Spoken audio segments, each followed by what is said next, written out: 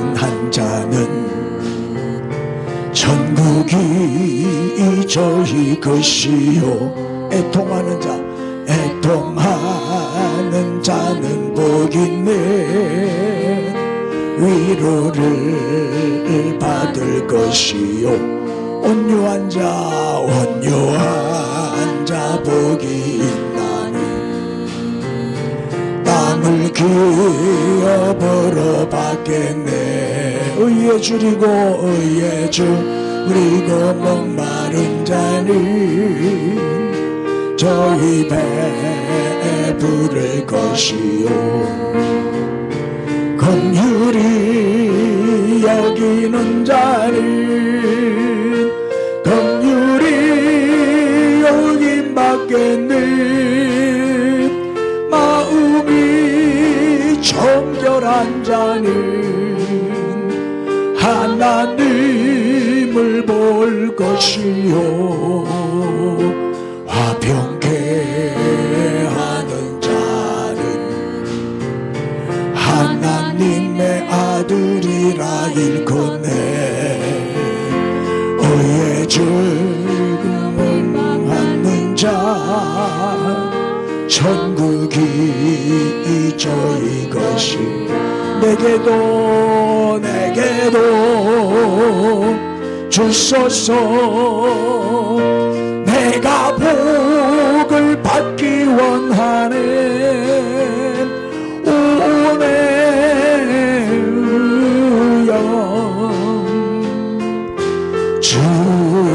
주소서. 아멘. 아멘. 할렐루야. 인사합시다. 팔복을 받으세요. 팔복 강의 두 번째, 오늘은 애통하는 자의 복에 대해서 말씀을 드리겠습니다. 마태복음 5장 3절부터 12절 팔복의 말씀을 우리 같이 한 번 더 봉독하겠습니다. 시작. 심령이 가난한 자는 복이 있나니 천국이 그들의 것이며, 애통하는 자는 복이 있나니 그들이 위로를 받을 것이며, 온유한 자는 복이 있나니 그들이 땅을 기업으로 받을 것이며, 의에 줄이고 목마른 자는 복이 있나니 그들이 배부를 것이며, 긍휼히 여기는 자는 복이 있나니 그들이 긍휼히 여김을 받을 것이며, 마음이 정결한 자는 복이 있나니 그들이 하나님을 볼 것이며, 화평하게 하는 자는 복이 있나니 그들이 하나님의 아들이라 일컬음을 받을 것이며, 의를 위하여 박해를 받는 자는 복이 있나니 천국이 그들의 것임이라. 나로 말미암아 너희를 욕하고 박해하고 거짓으로 너희를 거슬러 모든 악한 말을 할 때에는 너희에게 복이 있나니 기뻐하고 즐거워하라. 하늘에서 너희의 상이 큼이라. 너희 전에 있던 선지자들도 이같이 박해하였느니라. 아멘. 할렐루야.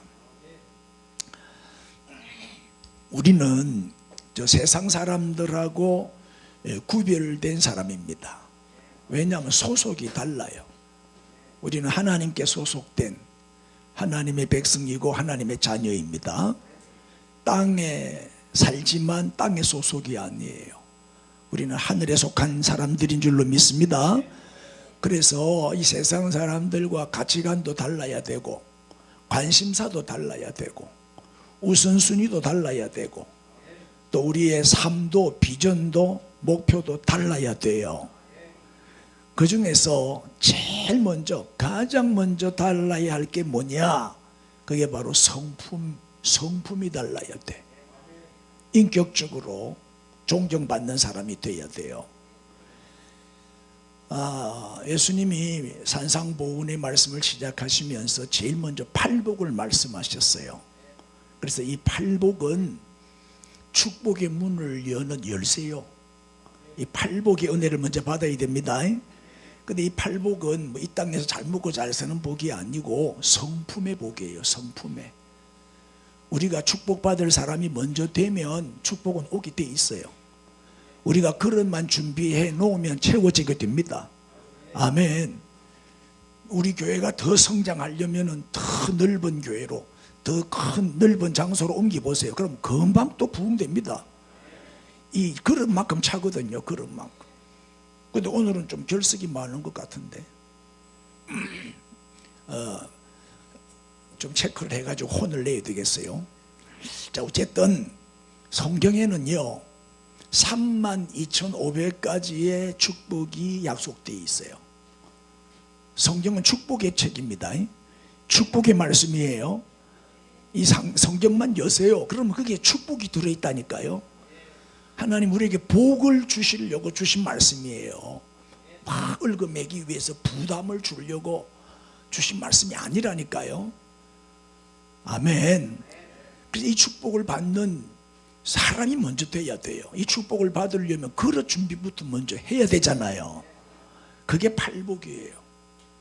먼저 여러분이 팔복의 복을 받아야 32,500가지의 축복도 받을 수 있는 거예요. 네. 그래서 예수님은 천국 백성이 정말 우리가 거듭난 그리스도인이 꼭 가져야 할 8가지 성품, 이 8가지 성품은 바로 예수 그리스도의 성품이에요.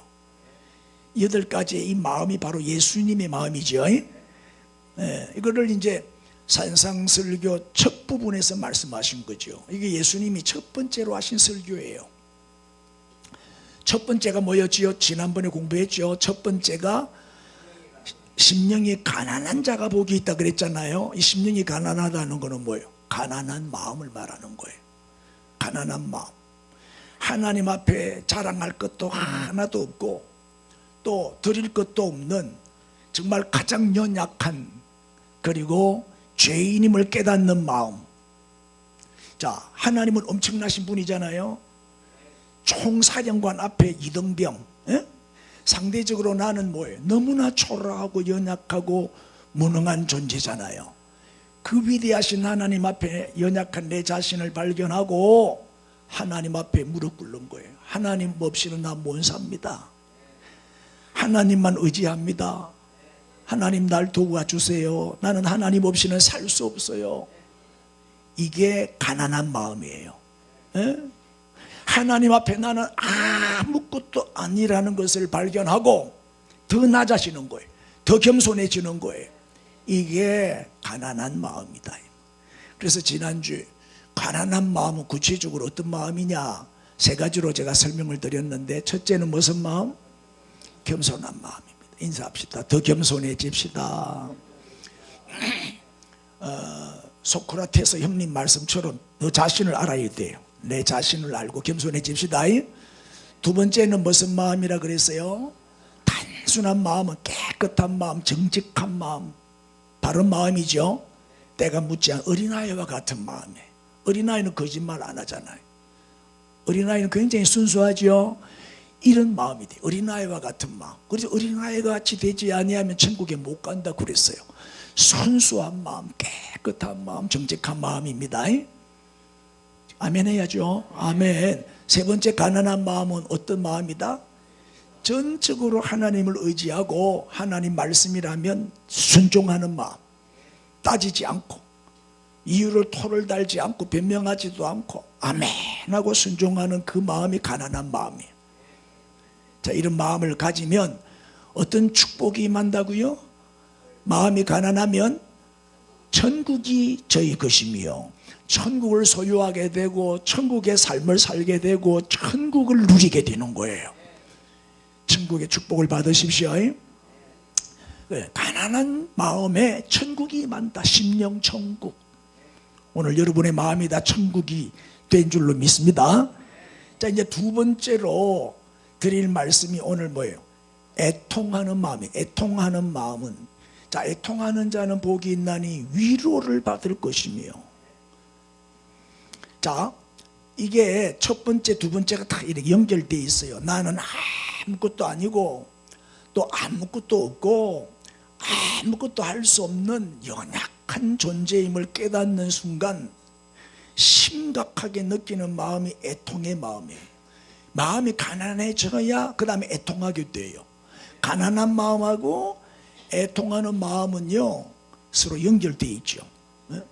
그럼 구체적으로 이 애통하는 마음이 어떤 마음인가를 말씀드립니다. 첫째는 무슨 애통이다? 영적인 애통입니다. 눈물 흘린다고 다 애통이 아니고 영적인 애통이 진짜 애통이다. 그 세상적인 차원과는 뭐예요? 세상적인 애통과는 차원이 다르죠. 자, 사기를 당했어요. 엄청난 손해를 봤어요. 부도가 났어요. 또 너무너무 억울하게 누명을 썼어요. 애통하죠. 이런 애통이 아니다. 또는 막 쓰나미가 오고 막 가뭄이 오고 홍수가 나고 지금 지구가요, 한쪽에는 물 난리가 나서 난리고 한쪽에는 또 가뭄이 와가 난리고 오늘 아침 뉴스 보니까 프랑스에 물이 없어가지고 저수지 댐이 다 말라버리는 이런 또 이 재해가 임한단 말이에요. 이게 다 온난화 때문에 그렇다 그래요. 또 이제 뭐 1년 농사 죽으라고 지어놨더니 태풍이 오고 우박이 떨어지고 또 구제역인이 뭐 조류독감인이 와가지고 닭 다 살처분하고 돼지 다 뭐 수천 마리 다 죽이고 이런 일들이 생기면요 통곡하잖아요. 통곡하잖아. 울고불고 난리 나잖아요. 이런 엄청난 피해를 보고 겪는 애통, 사고가 났다, 죽을 병에 걸렸다, 아니면 사별을 했다, 남편이 아내가 먼저 떠났다, 이것도 얼마나 애통할 일이요. 상가집에 가면 막 곡을 하잖아요.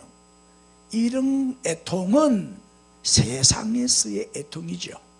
세상의 애통이에요. 예수님이 말씀하신 애통은 그런 애통이 아니에요. 영적인 애통이에요. 영적인 애통. 무슨 애통? 자기 안에 있는 이 죄와 허물을 발견하고 그거를 너무너무 아파하면서 몸부림치면서 애통하는 거예요. 그러니까 애통은 한마디로 뭐예요? 회개하는 거지. 회개. 죄의 결과 하나님의 진노와 심판이 있음을 깨닫고 그 죄로 인하여 아파하고 죄 지은 거에 대해서 후회하고 괴로워하고 통곡하면서 회개하는 것, 그것이 애통이다. 정리를 하면 이렇게 한번 읽어보십시다. 영적인 애통이란 시작. 애통이란 자기 안에 죄와 허물을 발견하고 죄를 슬퍼하며 괴로워하며 회개하는 것이다. 우리는 조금만 손해보면 울고불고 난리가 나는데 자기 죄 때문에는 우는 사람을 내가 거의 잘 못 봐요. 요새는 예배 시간에 기도 시간에 우는 사람이 없어요. 눈물이 메말라 버렸어. 누구한테 뭐 안 좋은 소리 한마디 들으면 막 억울해갖고 울고불고 난리를 피우고 조금만 어려움이 생기고 뭐 누명을 쓰고 조금 손해만 보면 난리가 나는데 자기의 죄에 대해서는 슬퍼하지 않아. 죄의 심각성을 몰라요.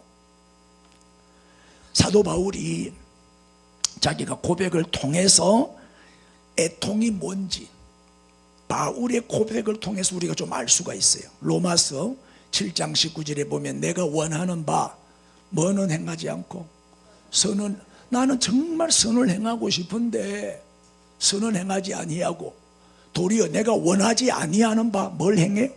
악을 행하는 거. 나는 선을 행하고 싶은데 자꾸 자동적으로 습관적으로 내가 악을 행하고 있는 거예요. 거기에 대해서 통해자복하고 거기에 대해서 애통해야지. 20절 만일 내가 원하지 아니하는 그것을 하면 이를 행하는 자는 내가 아니요 내 속에 그 안은 뭐다? 죄. 내 속에 이 죄와 허물이 들어있다. 이걸 발견하고 바울이 뭐라고 고백해요? 24절에 시작. 오라 나는 공고한 사람이로다. 이 사망의 몸에서 누가 나를 건져내랴. 오라 나는 공고한, 이 공고하다는 단어가 비참하다는 뜻이. 나는 비참한 사람이구나. 이 사망의 몸에서 누가 나를 건져내랴. 바울은 하나님 앞에서 정말 선을 행하고 싶어도 행할 능력이 없는 거예요. 또 행하는 것마다 다 죄뿐임을 자기가 발견하고 지금 괴로워하는 거예요. 어쩔 수 없이 죄의 종이 돼가지고 죄의 노예가 되어가는 자기 자신을 발견하면서 오라 나는 곤고한 사람이로다. 비참한 사람이로다. 누가 나를 이 죄악에서 건져내랴. 내 속에 어쩔 수 없는 이 죄 덩어리가 있는데 그것이 계속해서 나를 괴롭히고 있다는 거예요. 그래서 지금 몸부림을 치고 있는 장면이잖아요. 저게 영적인 애통이에요. 우리가 가져야 할 마음, 우리가 꼭 가져야 할 성품은 영적인 애통, 죄 때문에 애통해 하는 자가 되어야 된다 이 말이에요. 할렐루야. 두 번째, 무슨 애통? 진정한 애통은 통회자복하는 거예요. 통회자복. 단순한 죄의 고백이 아니에요. 그냥 잘못된 것을 깨닫고 죄를 인정하고 뉘우치는 정도가 아니고 정말 죄를 슬퍼하며 통회하며 가슴을 치며 몸부림치는 거예요. 참회하는 거죠. 요즘 사람들은 이 죄를 아주 경시하는 경향이 많아요. 자, 통회자복이 뭔지 한번 정의를 내리고 또 설명합시다. 읽어보십시다. 애통이란 단순한 죄의 고백이 아니라 하나님 앞에서 뭐다? 통회하며 가슴을 치며 자복하는 것이다. 하나님 앞에서가 중요한 단어예요. 우리는 하나님을 의식 안 해요. 사람만 의식해요. 법에만 안 걸리면 괜찮다. 들키지만 않으면 된다. 죄가 아니다. 이런 생각을 해요. 아니 이 정도 가지고 왜 그러냐. 다른 사람도 다 그렇게 하는데 그럴 수도 있지 않느냐. 뭐 이러면서 막 대들고 변명을 하고 이 죄를 본능으로 해석하는 사람이 있어요. 죄는 본능이다. 당연한 거 아니냐. 우리는 죄인이기 때문에 죄 짓는 거는 당연한 게 아니냐. 우리는 본성이 악하고 본성이 타락한 그런 죄인이니까 죄인이 죄 짓는 거는 당연한 거지. 왜 죄를 짓지 말라고 하냐. 죄는 본능인데. 이러면서 합리화를 시켜요. 요새 죄 안 짓고 사는 사람들이 어디 있냐. 뭐 그렇게 그런 것 갖고 뭐라 하냐. 그 정도 갖고 그 정도는 괜찮지. 이렇게 합리화를 시킨단 말이에요. 그리고 하나님 앞에서 죄보다는 사람에게 들켰냐 안 들켰냐 그거를 더 중요하게 생각하는 거예요. 여러분 여기 교도소 갔다 오신 분 계셔요? 대부분 안 갔어요. 왜 교도소를 안 갔다 왔을까?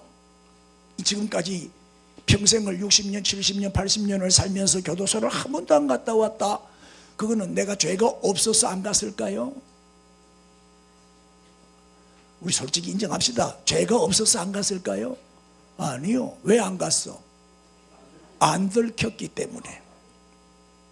그래서 교도소 안에 있는 죄인은 들킨 죄인이고 우리는 안 들킨 죄인일 뿐이다. 똑같은 죄인이다. 크고 작은 죄 뭐 종이 한 장 차이지 뭐 50보 100보지 뭐. 그래서 제 11계명이 뭐다? 들키지 말라. 11계명을 잘 지켰어. 그래 1계명부터 10계명은 하나도 안 지키는데 11계명만 잘 지키는 거야.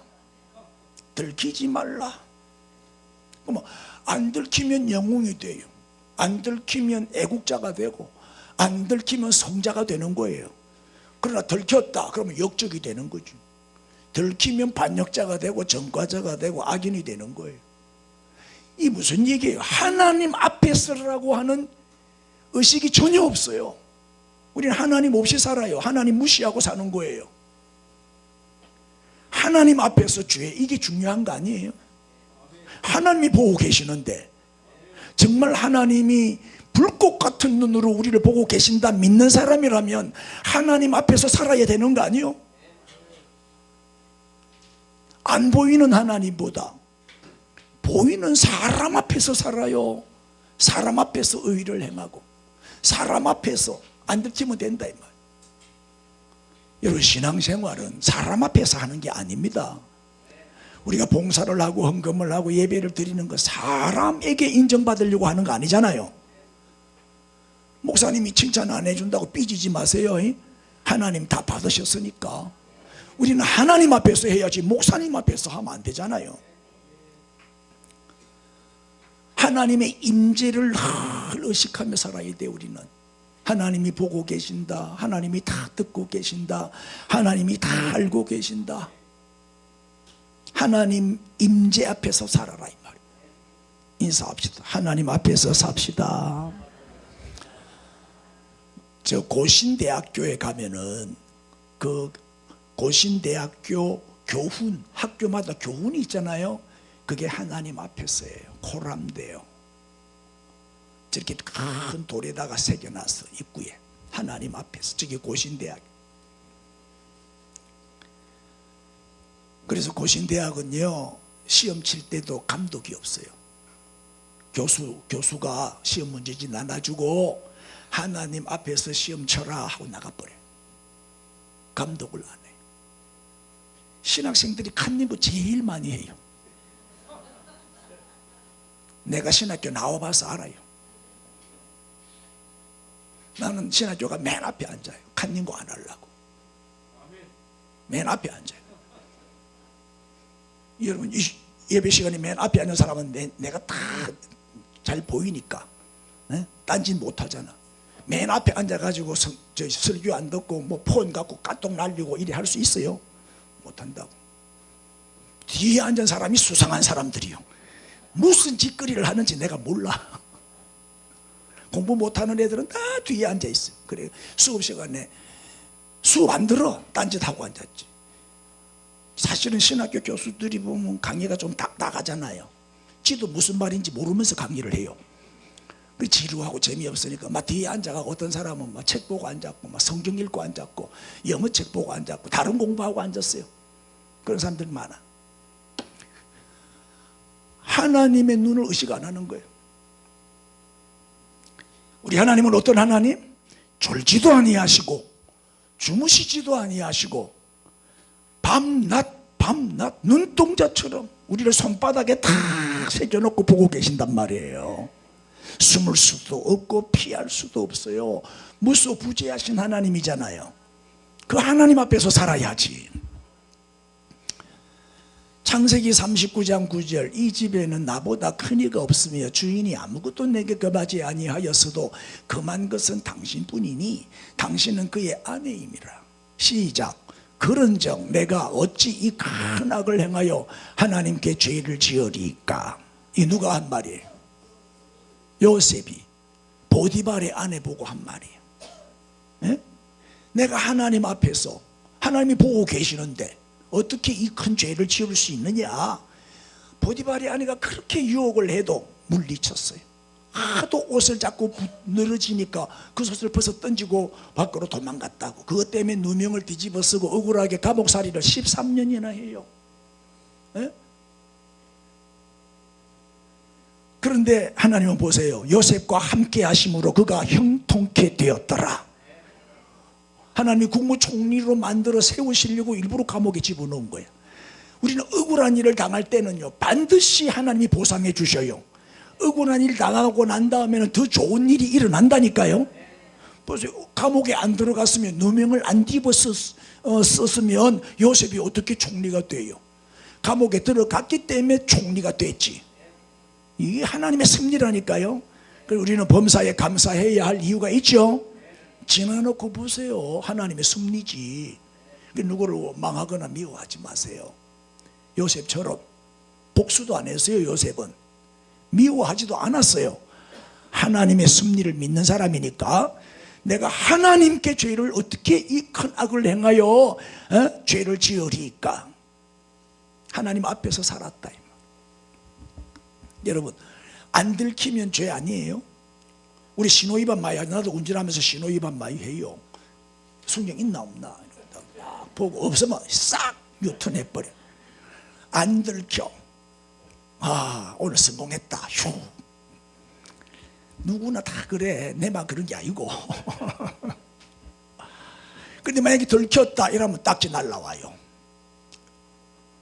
맞죠? 죄에 대해서 조금 설명하면, 뭐가 죄냐? 헌법을 어기면 죄입니다. 이 헌법 어기면요 무조건 감옥 가야 돼. 에? 두 번째는 사회법이 있어요. 이 사회 질서를 어기면 벌금을 내든지 수갑을 차고 감옥 가야 돼요. 사회법이 있죠. 그럼 내가 사회법은 어기지 않았어. 수갑찰 죄는 지은 적이 없어요. 그러나 도덕을 어기는 것도 죄예요. 감옥에는 안 가지만 윤리 도덕을 우리가 지키지 않는 것도 그것도 죄지요. 그 다음에는 양심의 법이 있어요. 다른 사람 아무도 몰라. 그럼 내 양심은 뭔 속이지요?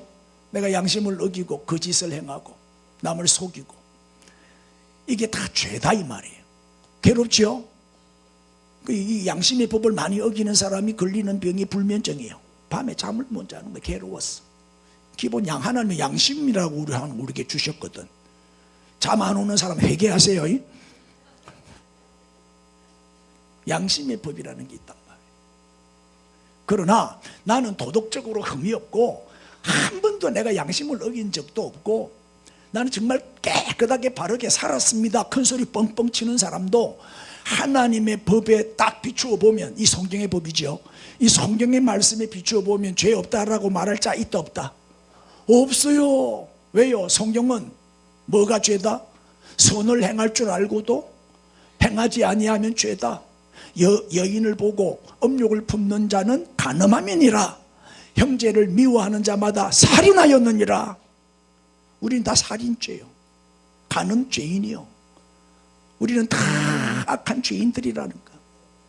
하나님의 법에 비추어 보세요. 죄 없다라고 말할 자가 있는가? 그리고 우리는 하나님 앞에서 살아야 돼요. 하나님 앞에서 죄 없는 자는 아무도 없잖아요. 에? 그러니까 감옥에 안 갔다고 전과자를 우리가 정죄하면 안 돼요. 내 대신 들켰군요. 미안한 마음을 가져야지. 전과자 죄 감옥 갔다 왔다고 막 무시하고 사람 취급도 안 하고 정죄하고 비판하고 그러면 안 되는 거예요. 다 똑같은 죄인들끼리, 같은 죄인들끼리 덮어주며 삽시다. 쳐다보고 시작. 우린 다 허물 많은 죄인들이지요. 덮어줘야지. 그걸 까발리고 소문내고 막 악소문을 내고 루머를 퍼뜨리고 그러면 안 되지. 우리는 죄는 모양이라도 버려라 그랬잖아요. 죄악은 모양이라도 버려라. 흉내도 내지 말라 이 말이에요. 작은 죄는 죄가 아니고 큰 죄만 죄입니까? 우리는 작은 죄도 크게 봐야 돼요. 잘긴 똥도 똥이니까 작은 죄를 우리는 크게 봐야 된다. 이 말은 작은 죄도 용납하지 마라. 이것도 안 된다. 이것도 안 된다. 우린 죄에 제일 민감해야 돼. 우리가 제일 예민해야 할 게 죄입니다. 왜? 하나님이 보고 계신다 이 말이에요. 하나님 앞에 있단 말이에요. 우리는 하나님의 임재 연습이라는 책이 있어요. 우리 자꾸 하나님의 임재 연습을 해야 돼요. 하나님 앞에서 사는 연습 말이에요. 우리가 하나님 무시하고 살아보세요. 하나님도 우리를 무시해요. 그럼 우리 끝나는 거예요. 우리가 하나님 앞에서 늘 하나님을 의식하면서 하나님 앞에서 바로 살아보세요. 하나님이 책임져 주시지. 하나님이 나와 함께 해주시고 날 도와주시고 승리하게 해주신단 말이에요.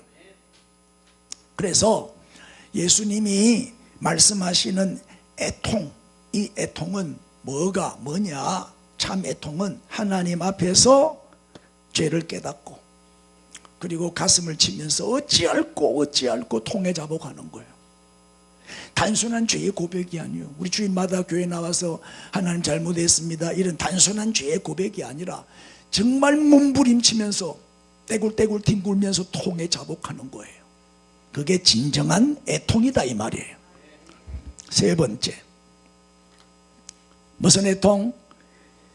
대신 애통하는 거예요. 무슨 얘기냐? 자기의 죄와 허물을 보고 아파할 뿐만 아니라 다른 사람의 죄까지도, 다른 사람이 잘못한 것까지도 나의 잘못으로, 나 때문이다. 내가 저 사람을 위해서 내가 기도를 더 많이 못 해줘가지고, 내가 저 사람을 도와야 되는데 못 도와가지고 저 사람이 저렇게 됐다. 그 사람이 잘못된 것이 내 탓이다 라고 생각하면서 대신 애통하는 거예요.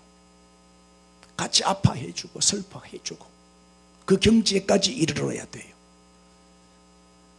정죄하고 비판하는 게 아니라 미안해요. 내가 당신을 위해서 더 많이 기도하지 못한 거 미안해요. 대신 아파하고 대신 눈물을 흘리면서 애통하는 거예요. 이게 진정한 애통이라는 거예요. 여러분, 진정한 그리스도인은 모든 것을 대신하여 책임지는 사람이에요. 책임지는 사람. 요즘 세상은 고발자가 너무 많아져서 한번 보세요. 자, 대신 애통이 뭐냐 설명했죠. 읽어봅시다. 시작. 자기 죄뿐만 아니라 남의 죄까지 자기 죄처럼 대신 애통하는 것이다. 자, 이 그림이 무슨 그림이죠? 몰카 찍는 거잖아요. 몰카, 몰래 사진 찍는 거요. 이걸 뭐라고 하느냐? 몰래 사진을 찍어. 사생활을 몰래 찍어가지고 협박해갖고 돈 빼먹는 사람. 신문사에 돈을 받고 방송국에 사진을 팔아요. 지급적으로. 남의 사생활을 찍어가지고 연예인들, 특별히 연예인들 이런 사람들 몰래 찍어가지고 이렇게 그거 가지고 돈벌이 하는 지급적인 사진사를 뭐라고 그래요? 파파라치라 그래요. 파파라치. 근데 요새는 파파라치뿐만 아니고 이 이름이 많아졌어요. 예를 들면 카파라치라는 게 생겼어요. 뭐지요? 카파라치가 뭐지요? 카파라치. 신호 위반하는 사람 사진 탁 찍어가지고 고발하고. 또 뭐 있노? 카파라치. 사고 나는 거 있잖아요. 그런 거. 또 신호 위반하는 거. 이런 차가 잘못할 때 몰래 그거를 딱 숨어 있다가 찍어가지고 고발해가지고 그걸로 벌어먹고 사는 사람도 있어요. 카파라치. 그 다음에는 학파라치가 있어요. 학파라치는 뭘까? 불법 과외, 학원 불법 운영, 뭐 이런 거. 그런 걸 또 뒷조사해가지고 그걸 고발해가지고 벌어먹고 사는 사람을 학파라치라 그래요. 하여튼 먹고 사는 방법이 다양해요. 그 다음에 식파라치도 있어. 뭐가 식파라치요? 식당 유통기한 지난 음식을 뭐 판다든지, 아니면 뭐 19세 이하 청소년에게 술을 판다든지, 뭐 불량식품을 뭐 이렇게 판다든지, 뭐 원산지를 속인다든지, 중국산 갖고 와가지고 국내산 이래가지고 파는 거 있잖아요. 이런 것들을 딱 조사해가 사진을 찍어갖고 그걸 신고하는 거예요. 그래가지고 먹고 사는 사람. 요즘 세상은 고발자가 너무 많아요. 이게 다 뭐예요? 다 너 때문이다. 문제는 교회 안에도 맞고서 요새는 이 교회들마다 얼마나 싸우는지, 장로들이 목사를 고발하고 목사가 장로를 고발하고 서로 막 세상 법정에다가 맞고소를 해요. 그래 내 불려다니고 또 조사받고 재판하고 그래요. 여러분, 내가 남을 고소하잖아요. 그럼 나도 고소당해요. 심은 대로 거두는 거죠. 비판을 받지 아니하려거든 비판하지 말라 했잖아요. 교회가 법정 싸움에까지 가는 거는 참 부끄러운 일이잖아요. 그 내가 요새 한국 교회가 왜 이렇게 자경화가 됐을까 이거를 공부하고 있어요. 지금 그 이유를. 근데 알고 봤더니 이 간첩들이 교회 안에 들어오기가 제일 쉽대요. 침투하기가 제일 좋은 곳이 교회래요. 그래서 간첩들이 교회 안에 그리 많이 들어온대요.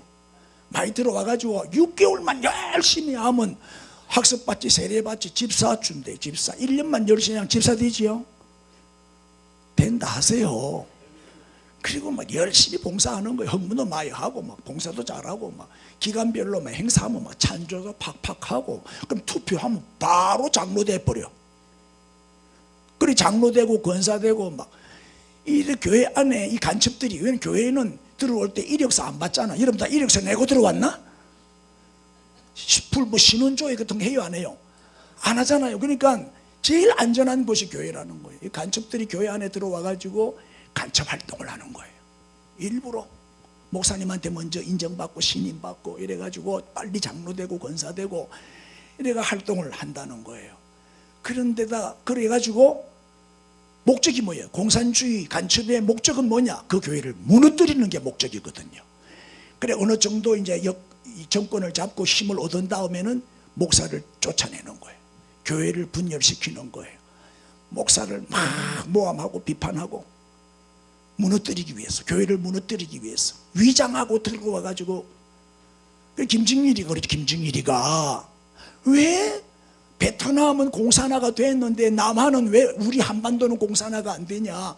베트남에는 공산주의자가 얼마 없었는데도 공산화 시켰는데, 지금 이 남한에는 얼마나 공산주의자가 많은데, 공산주의가 수만 명이 깔려 있는데 왜 아직도 적화 통일을 못 시키냐? 김정일이가 살아있을 때 막 호통을 쳤대요. 그래가지고 연구를 한 결과 남한의 교회 때문에 안 됩니다. 그런 보고가 올라온 거예요. 그래서 교회를 파괴하라. 교회를 파괴하라. 다 뭐 대형 교회부터 시작해가지고 간첩들을 교회 하나 다 집어넣어라. 집어넣어가지고 교회를 무너뜨려라. 교회 이간질을 시켜라. 분열을 시켜라. 목사를 대적해라.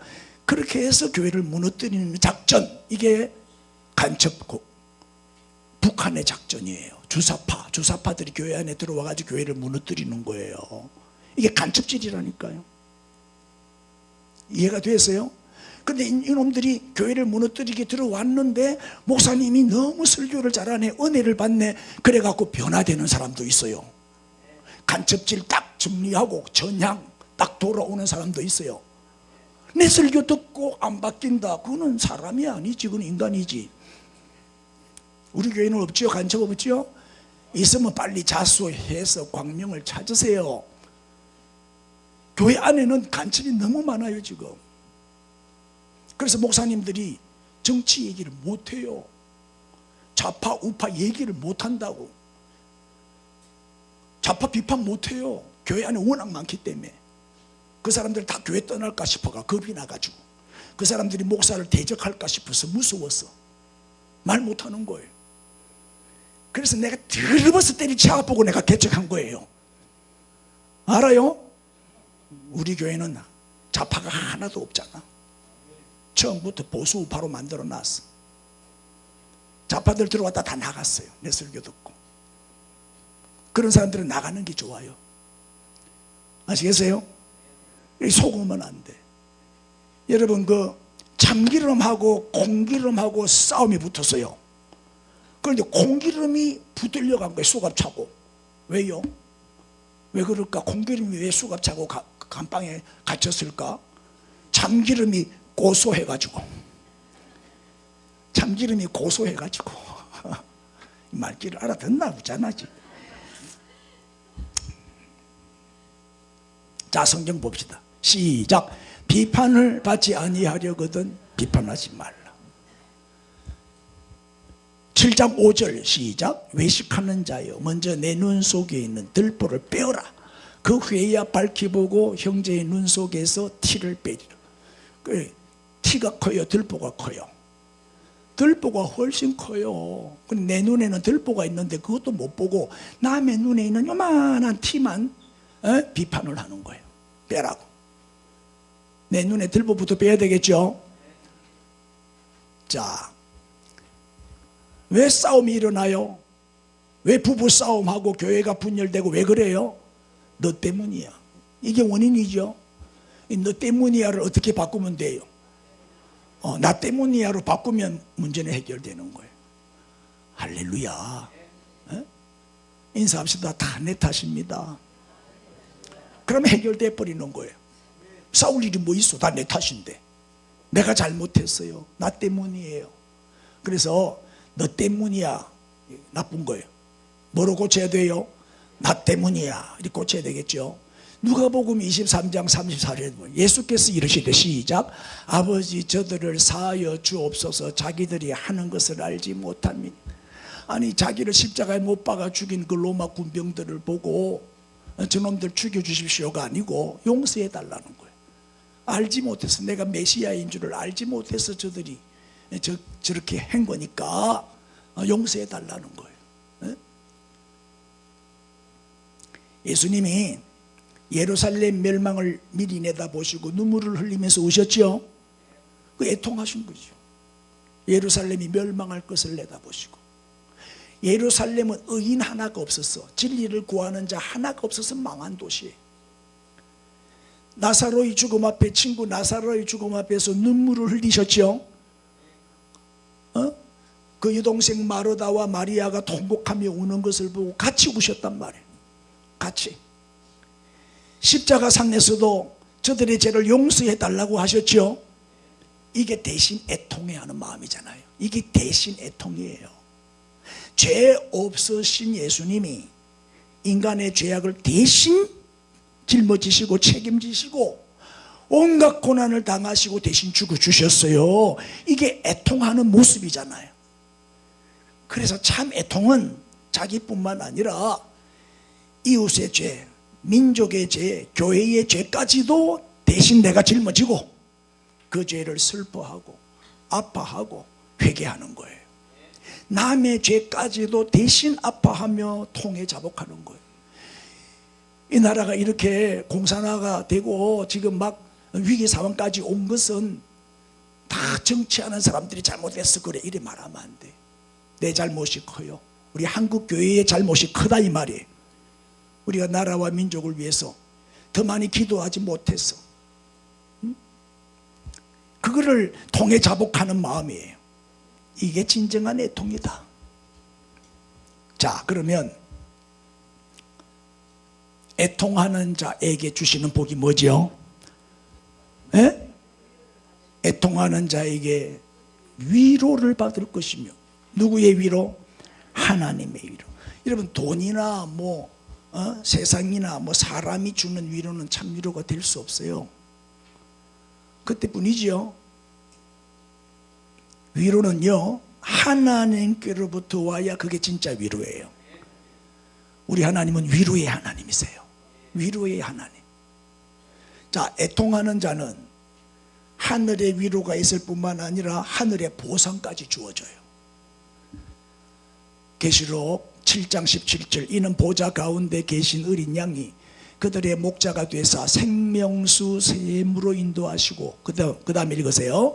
하나님께서 그들의 눈에서 모든 눈물을 씻어 주실 것입니다.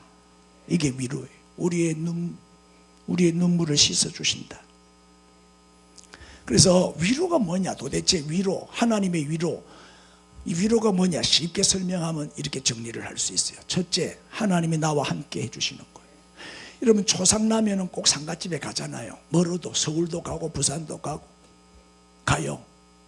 그 지난 주간에 사천 정동교회 우리가 후원하는 교회 그 목사님 모친이 돌아가셔서 부산에서 장례식 치르는데 갔어요.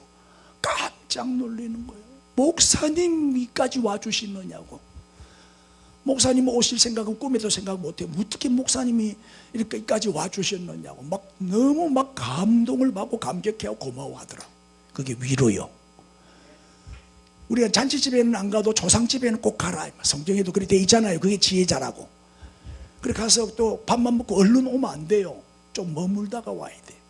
할 수만 있으면 밤새미도 해주고 오면 더 좋지.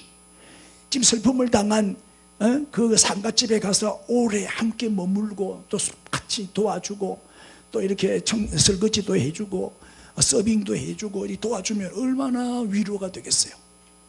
함께 해주는 것이 위로지요. 옆에 있음만 줘도 위로가 되는 거예요. 하나님이 나와 함께 해주신단 말이에요. 또 힘을 주시고 용기를 주시고 지혜를 주셔요. 그래서 어떤 난관도 극복하게 도와주셔요. 이게 위로요.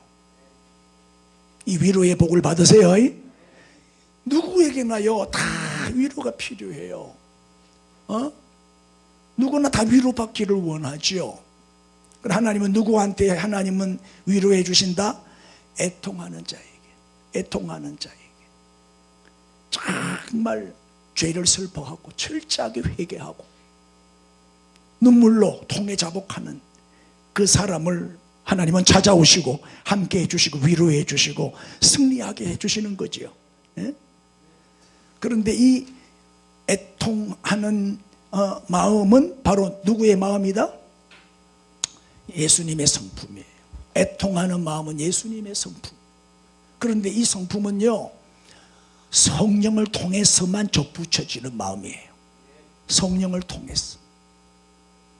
자, 오늘 말씀을 정리합니다. 첫째, 눈물이 없는 메마른 마음, 이걸 우리가 먼저 애통해야 됩니다. 가장 큰 저주는 뭐냐? 목마름이 아니에요. 배고픔도 아니에요. 가장 큰 저주는 메마름이에요. 메마름. 언제부터인가 우리 눈에 눈물이 말라버렸어요. 회개가, 한국교회는 회개 설교를 잘 안 해요. 회개가 없어져 버렸어요.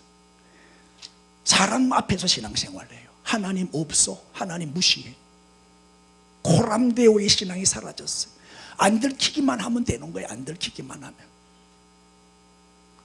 회개하라, 회개하라. 아무리 설교해도 회개 안 해. 뭐 회개가 내가 회개하고 싶다고 해서 회개가 되는 게 아니에요. 드라마를 보면 내 눈물을 흘리면서 은혜를 받으면서 말이야. 여러분, 드라마 보면서 많이 울지요?